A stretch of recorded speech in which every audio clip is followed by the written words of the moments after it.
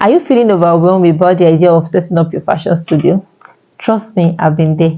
You might think you need huge funds or a ton of tools for you to set up a fashion studio, but no, you don't. Or yes, you do. It depends on your financial capacity. Today, I'll walk you through how to set up a fashion studio on a budget without feeling overwhelmed.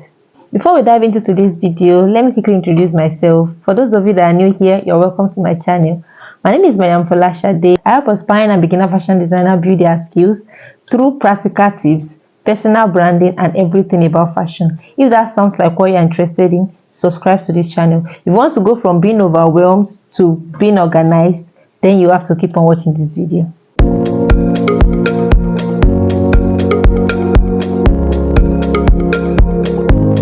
Building a fashion studio is a dream for so many of us, but it can be stressful, especially with budget constraints.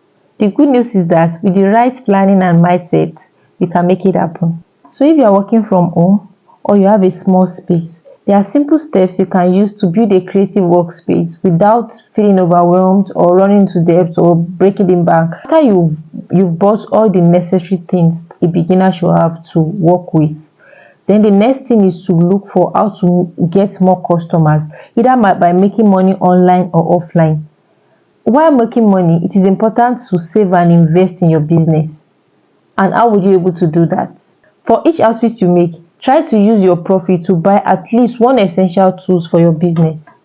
Over time, this will build your resources without feeling overwhelmed. As I've mentioned in my previous video on social media marketing, you should build your brand on social media, Instagram, Facebook, and the likes. It will build your brand identity, and after you have built that momentum, it is time to invest back into your business. Prioritize your spending. It is easy to get lost in the thoughts of tools. I know we fashion designers, there are a lot of tools that we want to buy, but this is the time niching down comes in, and you focus on your specific need. Don't just buy everything you see. Think about the end goal and build towards that, especially when space is an issue. For those of us starting out in an apartment, it is okay to buy tools and keep them for future use, not future. Start getting clients. Definitely, you want to build your space, you have to start buying tools bit by bit. You keep them, then you start working on having a bigger space. I have been unboxing tools on my Instagram lately.